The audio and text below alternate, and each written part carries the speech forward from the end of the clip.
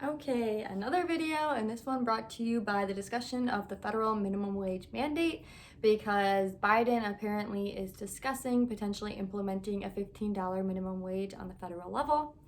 First, I don't even think this is constitutional. Not that that really matters because politicians usually manipulate or find loopholes in the Constitution to do what they want. So I digress on that point, but I don't think so. And then let's go over the winners and losers. The losers of the situation is going to be the low-skilled workers and the small businesses, and the winners are going to be big business. Why are they going to be the winners of the situation? Because Amazon and Walmart, they can absorb this cost and they can pay their employees this $15 minimum wage where small businesses cannot, or for the most part cannot.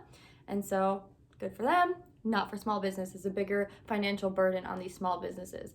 Not to mention, we are living through uncharted territory as far as COVID goes and the restrictions that have already been pushed onto businesses for them to put on an additional burden and mandate for them to pay their employees more when many businesses can't even pay their employees at all is honestly kind of evil in my opinion. But that being said, I mean, that's unique to the situation, but that is still something to consider. These businesses have been struggling for about a year now. So to throw an additional financial burden at them is not okay. But that being said, regardless of the situation, small businesses have a budget. Just because the federal government or the government in general mandates you pay your employees higher wages, their budget doesn't miraculously change. So what happens if they mandate a higher wage? Hours are cut or positions are eliminated. And then who does that hurt? The low-skilled workers and the younger people trying to find entry-level jobs. And you would say, this has been studied. It's known. I believe politicians know about it. It's silly that this is even being discussed because I believe it's pretty entry-level economics, common sense, but apparently common sense isn't that common anymore. Like Thomas Sowell, he writes about it in 2013, his article, The Minimum Wage Madness, where he talks about the situation, as well as in his book, Discrimination and Disparities. And it's a great book, by the way, I recommend it. He actually emphasizes not only does it hurt lower skilled workers, it disproportionately hurts minorities like young Black teenagers who are looking for work because it's harder to get work. One, because the jobs have been eliminated, the hours have been cut, and then if businesses are mandated to pay a higher wage, they're going to look for individuals with more experience or more skills so they get the most for their money. So who is it hurting? It's hurting those lower skilled individuals and minorities, who disproportionately minorities. It's obviously for all of ethnicities. So it's hurting the same people that it's intended to help, because the government usually, the pathway to hell is paved with good intentions, as they say. And like I said, it is studied, it is known. There's a study from Seattle. It was published in June of 2017 and revised in May of 2018, where they studied when Seattle implemented a minimum wage increase. In 2015, it went from $9.47 to $11, and then again in 2016, they jumped it up to $13. What was the result of this? Well, those low-skilled workers, their hours dropped by 9.4% in the 3 quarters of 2016 when it was $13 an hour. And that resulted in 3.5 million hours less worked by these individuals. And those low wages, their wages overall declined 6.8% because there was less jobs. There was actually a net loss of 5,000 jobs because these businesses had to eliminate these jobs and cut their hours.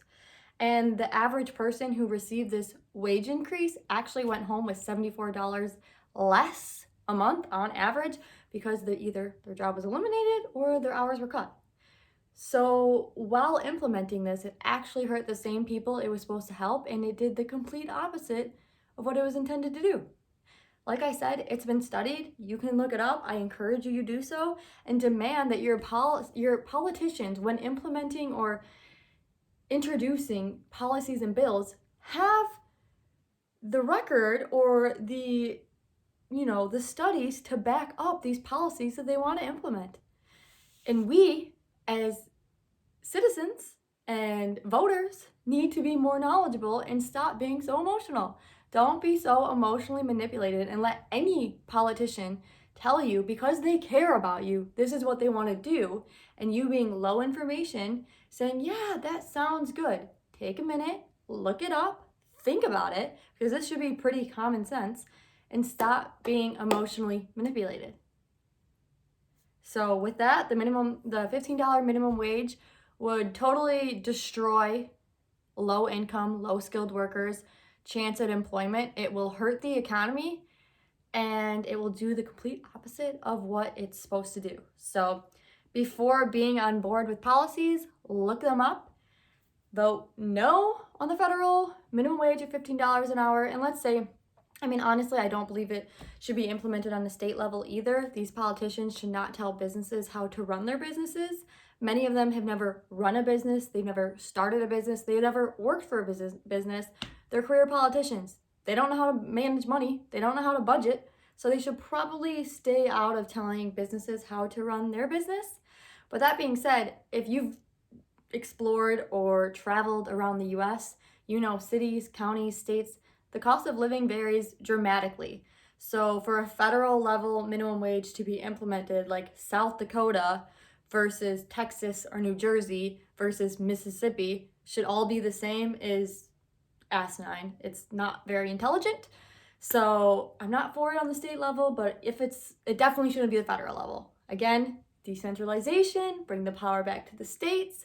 That way the people, you, me, can tell our constituents what we want implemented as far as policy. And if it doesn't work, it's easier to change on a state level than the federal level. So with that being said, no to the federal minimum wage of $15 an hour, and honestly, no to minimum wage mandates at all.